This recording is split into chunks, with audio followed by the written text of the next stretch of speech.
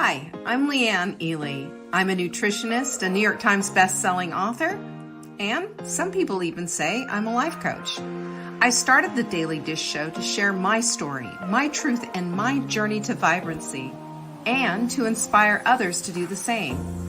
Because it's all about grit, perseverance, and finding a way despite the odds. It's about embracing the whole woman, not just the parts that are easy to love, and feeding her heart, mind, body, and soul. But I found that this isn't just my story, it's your story too. It's go time. This is the Daily Dish. So as I was thinking about this whole thing, and it kind of sparked because I'm cleaning up my office in a way that isn't just, I've thrown a whole bunch of stuff in my boxes and what have you in my closet with the idea of I will get to it. Well, you know how that goes. And it looks relatively decent in here, but there's piles everywhere, but it's neat piles. Look at how I'm rationalizing my mess. But it's neat piles, and I'm just the worst when it comes to stuff like this. If you go upstairs into where I live, we're in my home, and you open any drawer, any closet, anything, you're going to see things clean and organized. Bed made, pillows on the couch, fluffed with the karate chop right in the middle. Sure, everything's in order. I take a great deal of pride in that and take a lot of time with that. But when it comes to my office, I'm like, oh, I don't know what to do with this. Well, I'm just going to stack it right here and put it right here on the end of this desk. And this goes with that, so I'll keep this here too. Well, I've got about 15 of those piles. And that's just this weird place in my mind that says, hey, I don't want to organize that. I don't want to deal with that. So I recognize and know for me that this is an area of weakness. This is an area that I'm not going to have my strength. This is an area where I can't exactly make magic. I can't. Or it's someplace that I'm not willing to invest the time into learning how. And that's okay. I've got other things that I can do. I've got other talents that I have and capabilities and etc. So that, when you get to that apex, if you will, you can make a decision of saying, you know what? I am going to allow somebody else who this is their thing. They get all a buzz when you start saying this is what it is. And they say, oh, I know exactly what to do with that.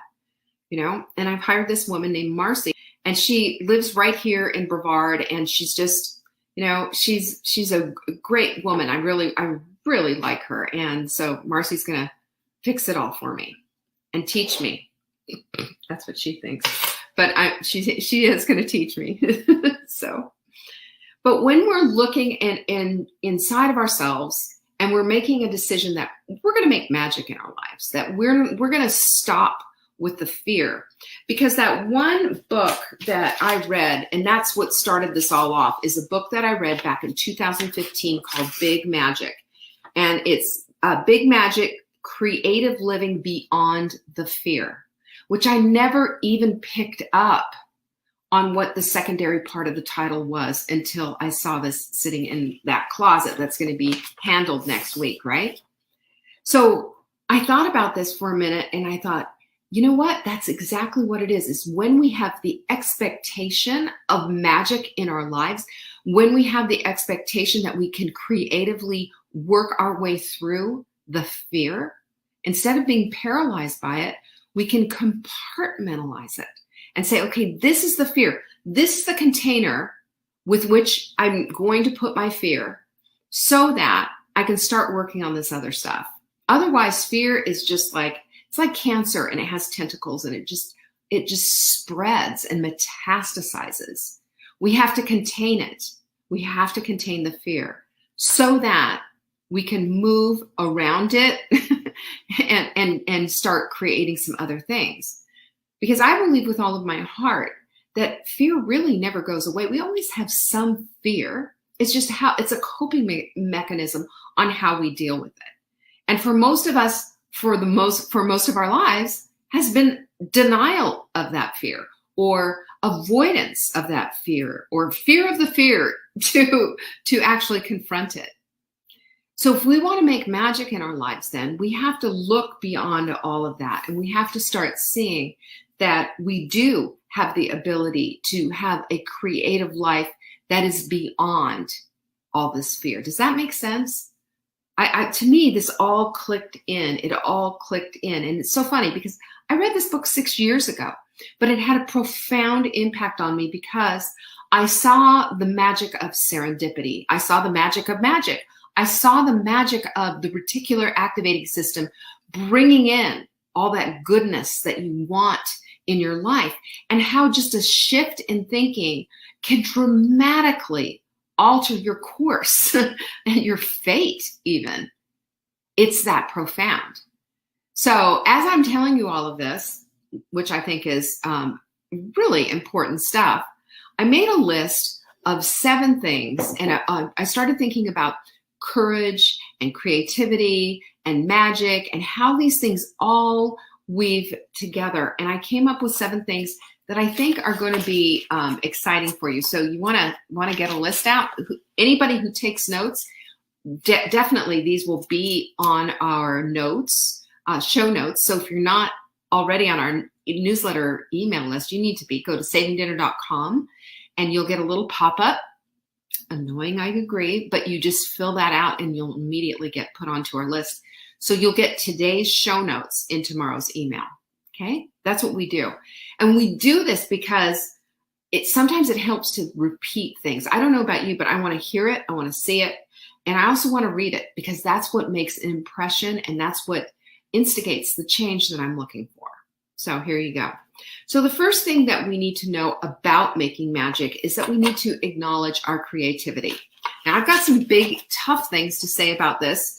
And, maybe you're not going to like it, but maybe you're going to say, whoa, but guess what? This is my opinion and I get to share it with you. And however you want to handle it is how you want to handle it. Okay. And just remember that sometimes when we get a little annoyed or we don't like what someone's saying, it's something that we really need to be listening to. And that's this.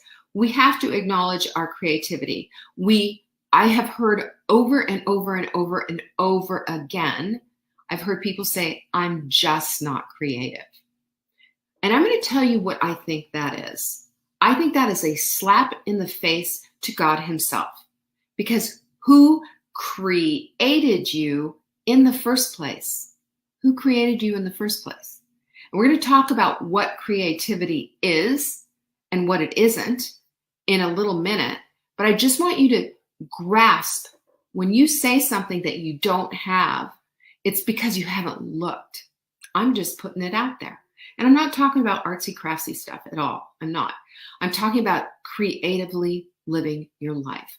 Creatively. Creatively means that you're outside of the box. Creatively means that you're solution oriented. Creatively means that you understand and you hold on to the meaning of the fact that you're here and that you have been given this beautiful, graceful chance to live a beautiful and graceful and full life, if only you choose that. And that's what creatively forces us to do. We have to remember that your aliveness is God's hand on your whole being. It's God's hand, and it's his creative brilliance in creating you in the first place. So I am not creative? No, we never say that. We never say that because that's saying that we're not acknowledging he who created us, if that makes sense. That's how I look at it. So number 1 is that we have to acknowledge our creativity. We have to acknowledge it. We have to acknowledge that we have it, even if we don't know what it looks like. And everyone should say, well, you know what? I'm creative because I was created by God, but I have no idea what that means. Cool. Because now we have a starting place, don't we? I think that's the best part. When we have a starting place, we know what to do next. We do know what to do next. We ask. We simply ask, show me my creativity. Show me my capacity for being creative. And again, we're going to define creativity in a way that maybe you've never done before. And maybe we should do that right off the bat because I have it on the other page. But creativity is the act of turning new and imaginative ideas into reality. And I'm going to share with you, we just put a house under contract for my daughter, Caroline, and her husband. And do you know, that deal was creative. It didn't happen in normal terms. It didn't happen the way most mortgages and buying a house happen.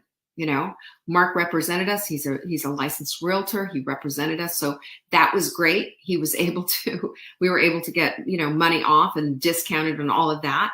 Yeah. Isn't that exciting, Marianne? And can I just tell you, she's going to be in Hendersonville. That's right next to Brevard. So she'll be like less than 30 minutes away. I am out of my mind happy.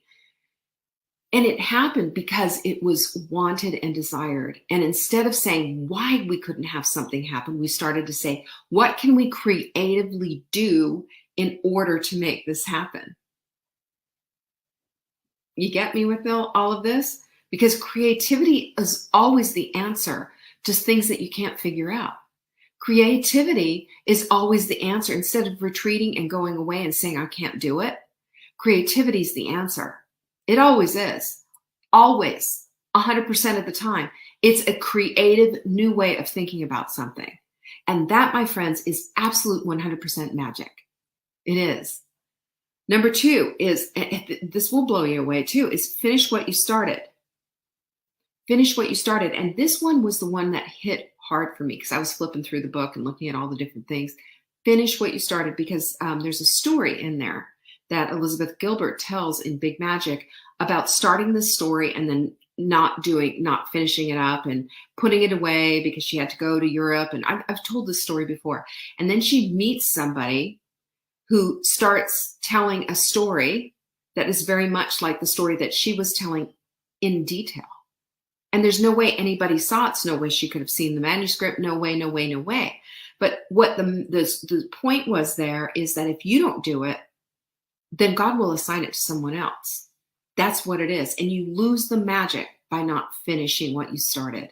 And so that just hit me really hard with my, the Carousel of Crazy. It's ready to go, but I keep saying, oh, I know that there's something else. I know that there's something else. And I think we've got that something else worked out. But the Carousel of Crazy is on its way. And number 2, finish what you started, is what absolutely sealed the deal for me when I was looking at this. And for those of you who were part of my workshop for the journal, the Take Back Your Life journal, that's one of the goals that I made. I am industrious and creative and finish the projects that I start. That's what I have in there, because I'm what you consider a quick start.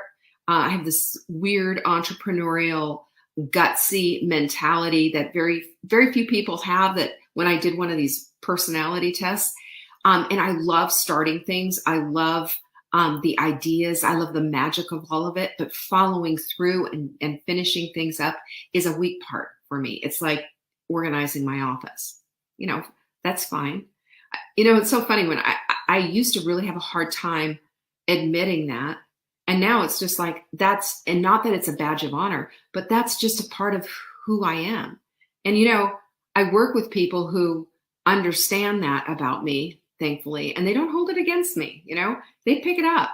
You think when you see a product that we've put out, the chances are really good that I probably started it, and then 90% of it was done by the rest of our crew. That's how we roll. And it feels so good to be able to just hand something off and know excellence is on the way. They're going to finish all this up because they're operating in their strengths and they allow me to operate in mine. That's a part of what this is.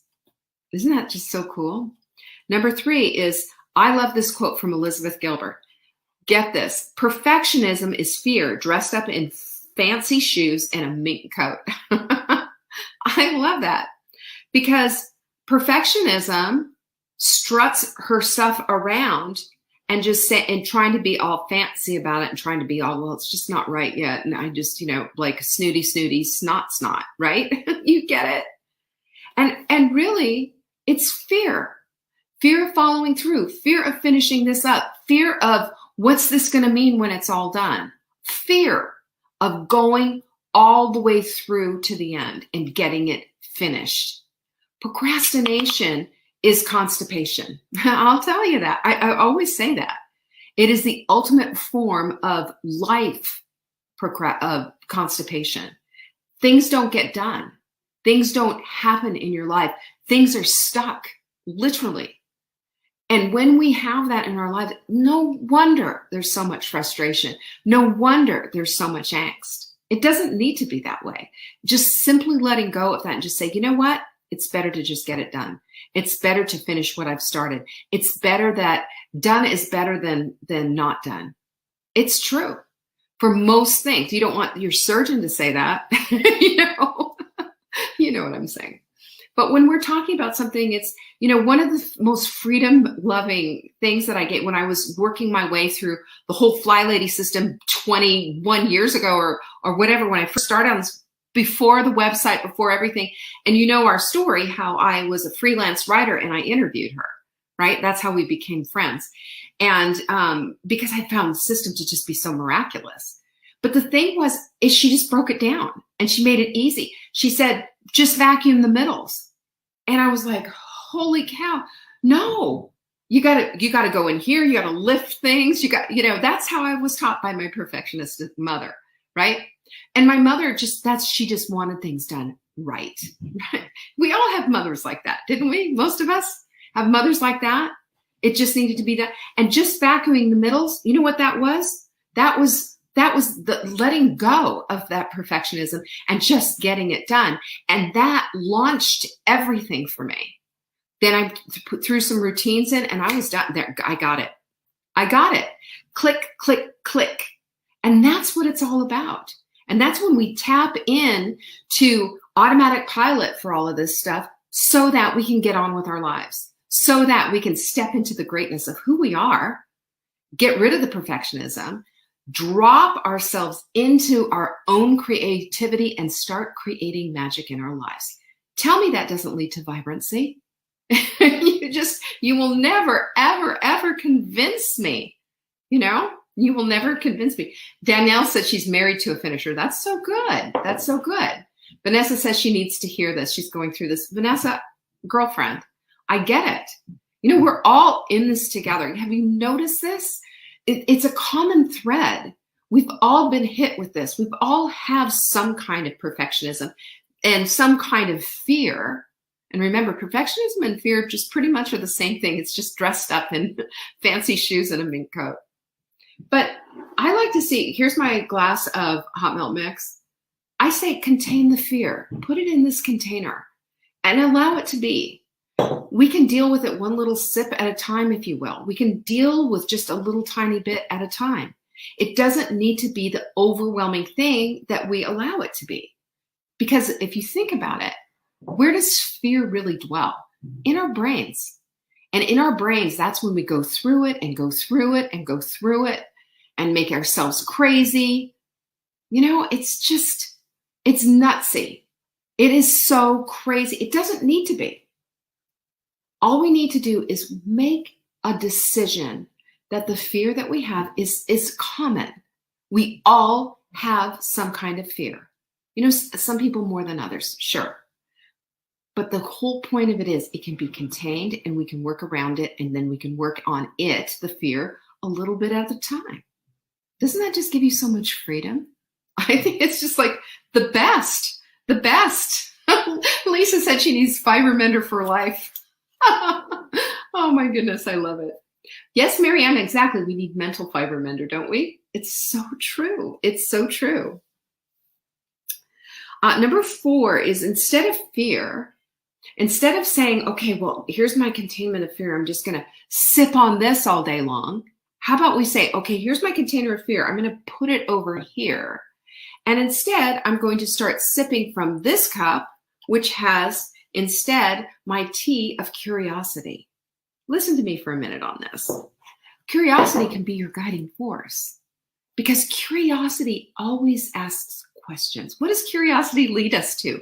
Except our own brilliant creativity, right? Because we understand that creativity isn't about arts and crafts, for heaven's sakes. Certainly there's creativity involved there. Creativity is about the way we view the world and the way we solve our problems. That's what it is. Can you feel the freedom in that statement? Are you seeing that that means, aha, the possibilities are there, the solutions are there? I just need to start putting it out there that I'm ready to receive them. What do you think about that idea? I love this. I love this so much because curiosity can be the guiding force. Curiosity is the teacup we need to be drinking from. And fear's got its container. Fear has its place in our lives, doesn't it? Everyone has it. It just doesn't have to be overwhelming. It can be contained is the whole deal. Okay? So what do we do for that? I've got 2 questions that I like to ask myself to help stir the pot, if you will, for curiosity.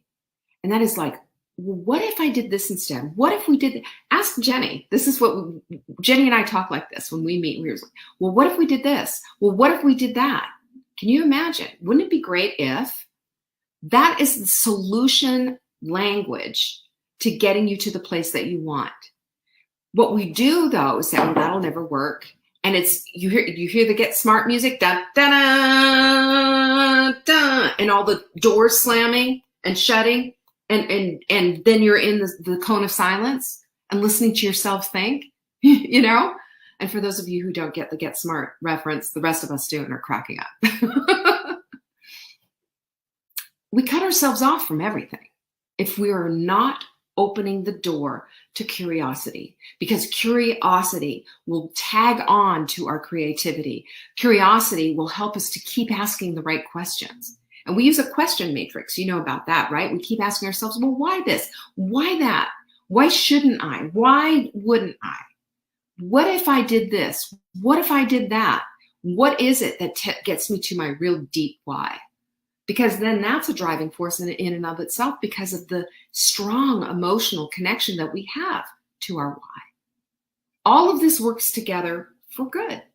All of this works together and knits together a solution-oriented perspective of our lives instead of just cutting ourselves off and doing the Get Smart thing again, you know? And a cone of silence. You might be silent on the outside, but on the inside, it is a chaotic mess in your head. And you're thinking, oh no, instead of asking, well, what if I did this? You're like, well, what if something happens? And we get ourselves worked up and tightened up into a teensy weensy little ball, never opening up, fully bloomed, fully blossomed and open to solution. Creativity is sought that way. Creativity rains down and fills that little blossom up and keeps you fully bloomed. And vibrancy is just absolutely the vibe, the very high vibe. And then there's number 5, which is courage. I think courage is so interesting because, you know, brave is about being fearless, right? Brave is about being fearless. It's these people who are just, they've got the armor on and they've got the sword and they're going ahead and it's just, they're fearless and just, they're amazing. They're the warriors in our lives. But courage is different. Courage is confronting, accepting, and going forward with the fear and taking fear in its little container with you. Acknowledging that it's there. It's a whole different thing. I love that. Curiosity and creativity instead of fear juice. That's so good. That's what it's all about right there, isn't it? That is what it's all about because courage is what we need. And courage is something that is, I believe, is a seed that is deep within every single woman on this planet who has the tenacity to seek it out and love it up and nurture it. Because we're not, most of us aren't going to be able to get fear gone. And if we start, you know, if we think that we can live completely fearless lives, then we are those brave souls. But if we think for a minute, you know, we have these fears or whatever, I still have a fear of abandonment, But let me tell you, it used to be in a gallon container. It's now about this big. And it's also contained, and it's put in its place because it's an old thing and it's part of my past and it's whatever it is. But I've taken the lessons, put those into the experience file, and allowed those to grow my life. Because if I went to the fear vessel every time and kept going back and digging through that, I'd lose the lessons that I could possibly learn. And I'd lose the creative outlet that I could use as well for solving it. It was when I did that I started to get the freedom from that fear and was able to step into the solutions. Does that make sense to you?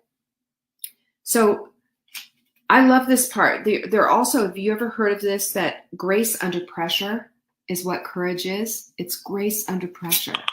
And it's the thing that we need in our lives so that we can step into the next possible phase of what we want in our lives. We get held back with our fear. We also get held back by not knowing and acknowledging our own creativity, because the creativity is the thing that's going to help us out and give us those solutions. So that's number 5. Number 6 is you don't need permission from anyone to do this. You don't. You don't need a guru coming into your world and just saying, hey, let's fix this or let's do this or anything. You don't need that for special magic. The special magic that you have is the special magic that was given to you. It's the reason you have curly hair and I don't, or I have somewhat curly hair, if you know what I'm saying. It's in your DNA. It's who you are. It's a part of you. And whether or not you develop that, it's totally 100% up to you. But I will tell you this, that developing your own creativity is the way to get to the place of magic. And curiosity is in front of the pack. Curiosity helps to develop the creativity because you're asking the right questions and starting to get to the solutions. And that's just magical. And that's the kind of magic that we get to live with and we get to experience, which leads to an incredible, vibrant life. I always say I don't want a big fancy life. I don't. I just want the life that is going to be comfortable, that's going to be welcoming and loving to the people that I care about in my life. This is why in Full Bloom, the people that I care about in my life who are ticket holders to Full Bloom are going to be in my home. I want them here. This is why we bought this house. This is one of the number one reasons we bought this house. And the boat. All of it. I had a vision in my mind of what could be.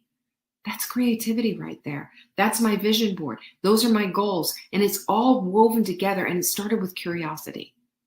And it moved into creativity. And it was solution oriented. And it happened in less time than I thought it would. Isn't that glorious? Isn't that just the most beautiful thing ever? I love this. So number 7 is fall madly in love with your own creativity. Okay? Just delight in what's in there. Even if it's just the smallest little thing. When you start to poke and prod and you start to allow for it and give space and give time and look for this, your reticular activating system is going to go crazy and say, okay, you want solutions? Let's go get them. Instead of shutting it all down, like get smart with the doors, you are opening the doors and saying, let's go, let's find some of these things. And everything gets activated at one time. And that, my friends, is delightful. And you will love it. It's so incredible. The thing is, again, and I will tell you, just back to that whole thing, creativity is the act of turning new and imaginative ideas into reality. And that can come anything, like my new and imaginative idea for dealing with this office. Hire somebody who this is their gift. And to me, when I thought of this, it was just like, whoa, my head just blew up. Like, I don't have to do this? No, you don't. And it would be better that you didn't, because if you spent your time on the things that you're good at, Leanne, and allow other people to roll with their talent and their gifts, it's a double blessing. Because I'm going to be able to pay this woman who is going to be able to do this work, is going to straighten things out, straighten me out. And that's a love fest right there. That is a love fest. That's how we get things done. And one last thing. Start sharing our stuff if you would. Forward your emails to somebody who you think would be a good match in our group. Share these videos if they've meant something to you and helped you along the way. Because this is how we bring more people into our community. We're selective about that. I think God is selective about that and brought just the right people in there. But we would love to expand the borders of our hearts and love more people up. That's what we do. All right, that's today's show. Thank you so much for joining me. Peace be with you. I'll see you tomorrow. Bye-bye. Thank you for joining me today. You can find me on TikTok for daily tips to help support your most vibrant life. And remember, you are the author of your own story. Until next time.